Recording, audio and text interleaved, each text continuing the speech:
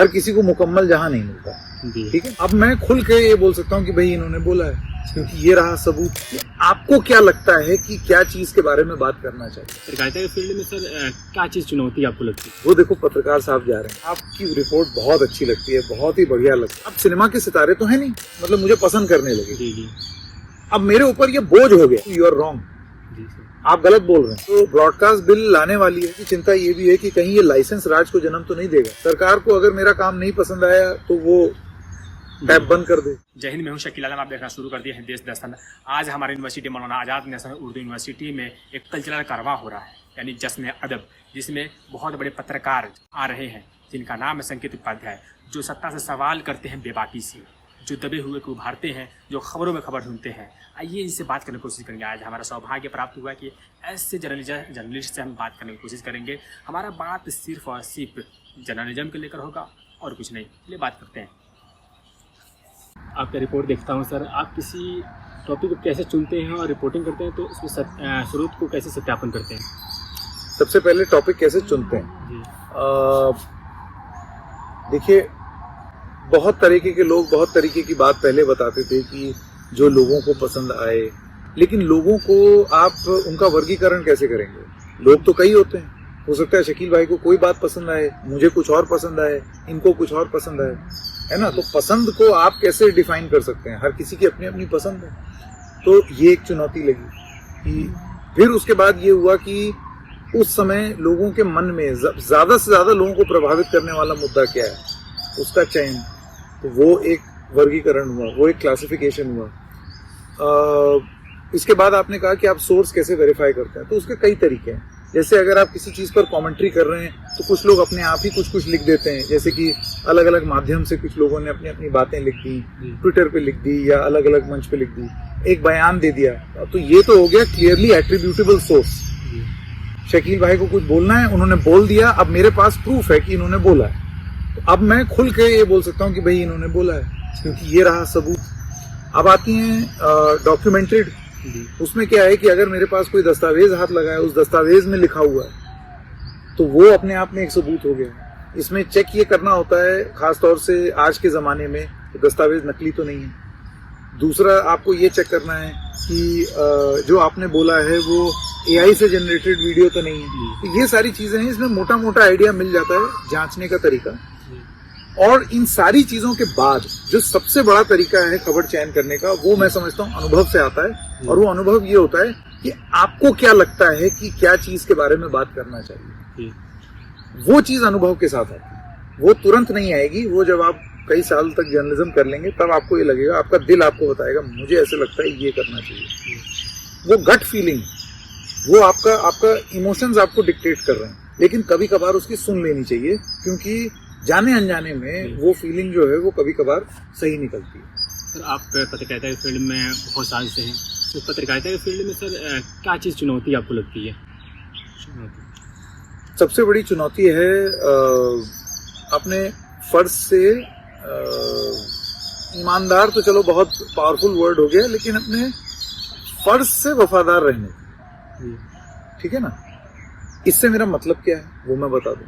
होता क्या है कि हम लोग हमेशा पत्रकारिता में खास तौर से अपने आप को ये समझने लगते हैं कि मैं जर्नलिज्म करूं और उसके बाद मैं कुछ करूं, फिर उसके बाद मुझे लोग जो हैं वो सड़क पर बोलें कि वो देखो पत्रकार साहब जा रहे हैं जी, आपकी रिपोर्ट बहुत अच्छी लगती है, बहुत ही बढ़िया लगता है।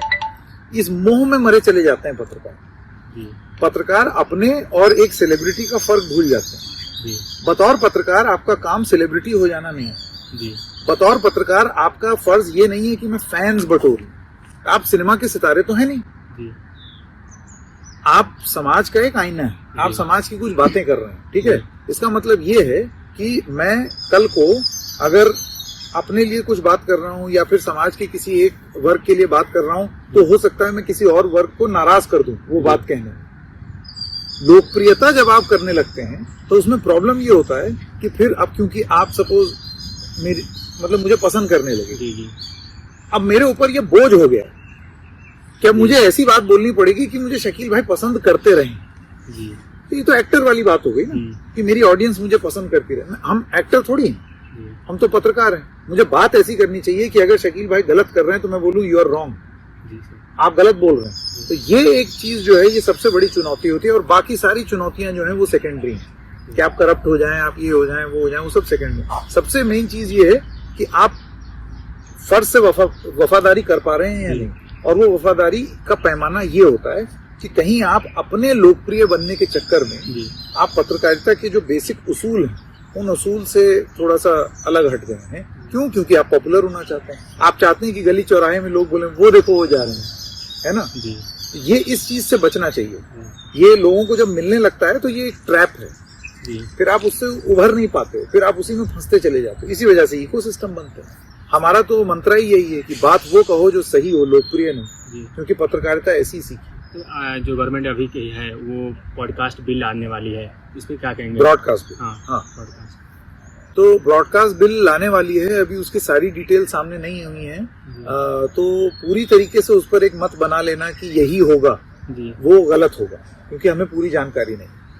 लेकिन जितनी जानकारी है जो अखबारों के माध्यम से अभी तक सामने आई है, उससे ये लगता है कि कहीं ना कहीं ये बिल ऐसा ना करे कि बड़ी जो मीडिया संस्थानें हैं जी, वो तो झेल ले जाएं। क्यों? क्योंकि जो कंप्लायंस बर्डन्स होंगे, बड़ी कंपनी, बड़ा पैसा, जी, तो कंप्लाई कर लेंगे। जी, छोटी कंपनियां जो हैं या छोटे यूट्यूबर्स हैं, इंस्टाग्रामर्स हैं, वो कहाँ सरकारी तामझाम में फंसना चाहते हैं। जी, तो इसको लेकर के बहुत लोगों की चिंता ये भी है कि कहीं ये लाइसेंस राज को जन्म तो नहीं देगा, जी, जिसमें मेरा यूट्यूब चैनल है तो चलूं मैं किसी बाबू की खुशामद करूं, जी, है ना, मैं उसके आगे पीछे घूमूं, मैं अपना पंजीकरण करवाऊं।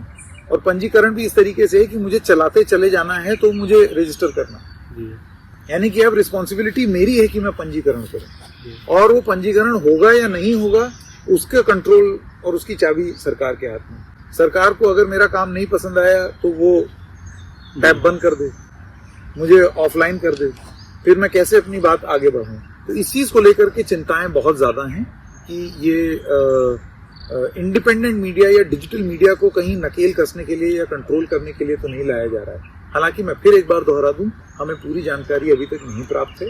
जितनी जानकारी है उसके आधार पर यह ज्ञान दिया जा रहा है। आगे चल के अगर और कोई जानकारी आती है या सरकार अगर फीडबैक लोगों का ले करके उसके बाद फिर एक ऐसा कानून लाती है जिसमें वाकई सुविधा हो ऐसे पत्रकारों को या ऐसे इन्फ्लुएंसर्स या ब्रॉडकास्टर्स को जो कि डिसेंसी और तमीज के दायरे में रह करके अपनी पत्रकारिता कर रहे हैं, पत्रकारिता जैसे की जाती है वैसे कर रहे हैं, तो इसका स्वागत होना चाहिए। सर, बहुत सारे मतलब मैं बात किया, स्टूडेंट जो हैं हमारे साथी भी हैं अलग अलग यूनिवर्सिटी में, कॉलेज में, तो उनसे बात की तो मैं बताया आपके बारे में आ रहे हैं, जैसे मुलाकात करनी है, बात करनी है। उन्होंने पूछा कि एक सवाल जरूर पूछना कि पढ़ाई के बाद, जैसे ग्रेजुएशन के बाद क्या होता है कि कहीं जॉब अप्लाई करने के लिए तो वहाँ पर मांगा जाता है एक्सपीरियंस क्या है। सर, पढ़ाई के साथ हम क्या करें कि हमारे पास एक्सपीरियंस भी हो जाए और मतलब कहीं अप्लाई भी हो जाए जॉब के लिए? ये दोनों चीजें जो हैं वो पहले ही होती हैं। अगर आपको ध्यान हो कि जब आप जर्नलिज्म का कोर्स करते हैं तो उसमें पता नहीं अभी होता है या नहीं, मेरे टाइम पे तो होता था कि वो 3 महीने के लिए कह दिया जाता था कि जाइए अब इंटर्नशिप कराइए। जी, इंटर्नशिप का मतलब ही यही होता है जी, कि आप जाएं, थोड़ा सा एक असली दुनिया का, एक तो होता है किताबी ज्ञान और एक होता है आप असली दुनिया में जा करके देखें कि भाई आप असली दुनिया में पत्रकारिता किस तरीके से होती है। अक्सर ये दोनों चीजें बहुत अलग होती हैं। अक्सर ये भी होता है कि आप जो सीख रहे हैं स्कूल में या कॉलेज में और उसके बाद जो असली जीवन में सीख रहे हैं तो आपको ये एहसास होगा यार ये तो सब तो पढ़ाई नहीं कभी, जी, तो नया कुछ सीखने को मिल रहा है। जी, मेरा ये मानना है कि हर चीज जो है वो अपग्रेड मांगती है। आप अभी फोन इस्तेमाल कर रहे हैं, आज से 10 साल पहले जो फोन इस्तेमाल कर रहे थे वो तो नहीं करते हैं, नया फोन इस्तेमाल कर रहे हैं। आज से 5 साल बाद और अपग्रेड फोन इस्तेमाल करेंगे। वही हाल पत्रकारिता का है। एक बार कोर्स करके आप ये सोचें कि मेरा तो हो गया, मैं तो सर्टिफाइड पत्रकार हो गया, वो नहीं होगा।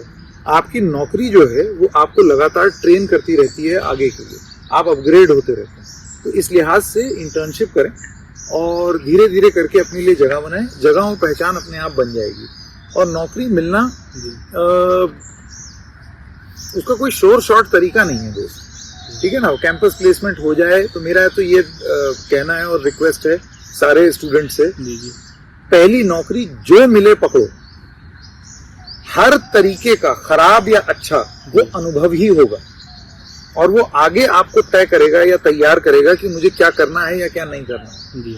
मना किसी चीज को मत कीजिए, ठीक है ना। जो अनुभव मिल रहा है वो लीजिए, जितने समय के लिए मिल रहा है वो लीजिए। धीरे धीरे एक वक्त आएगा, एक मौका आएगा। इसको मैं कहता हूँ toe hold to foot hold to strangle hold approach.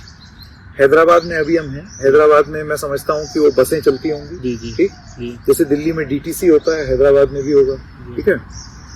DTC की बस भरी रहती है जी, ठीक है। उसमें कई बार ऐसा होता है कि जगह कैसे बनाएं यार, अगली के लिए वेट कर लें क्या, तो चलिए आप वेट कर लीजिए जी। या तो आप वेट करते रहेंगे तो फिर वेट ही करते रह जाए शुरुआत में, ठीक है ना।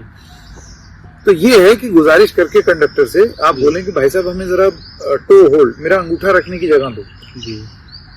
तो पहले तो अंगूठा घुस गया, फिर होगा फुट होल्ड, धीरे से भाई साहब आगे से लोग उतरेंगे जी जी, फिर आपकी जगह बनेगी, तो फिर आप थोड़ा सा फुट होल्ड, पैर जमाएंगे, धीरे धीरे अंदर जाएंगे। ऐसे करते करते आगे से लोग उतरते रहेंगे और पीछे से करते करते करते करते आपको अंदाजा ही नहीं होगा कि कब आप एकदम केंद्र, बस के एकदम बीचों बीच होंगे, केंद्र में होंगे। यही पत्रकारिता में होना चाहिए। वो पहला अंगूठा रखना जरूरी है, जहां मौका मिले वहां रखिए, जब मौका मिले तब रखिए। इस चीज का इंतजार मत कीजिए कि एक बहुत उज्जवल भविष्य और एक गजब की नौकरी मेरे लिए आएगी तब मैं एकदम पवित्र नौकरी करूंगा। हर किसी को मुकम्मल जहां नहीं मिलता, ठीक है ना। जो मिल रहा है वो पकड़िए और धीरे धीरे करके आपको अनुभव हो जाएगा, फिर आपको भी पता चल जाएगा कि मुझे किस तरीके की नौकरी चाहिए, और फिर आप उसकी तलाश करने लगेंगे।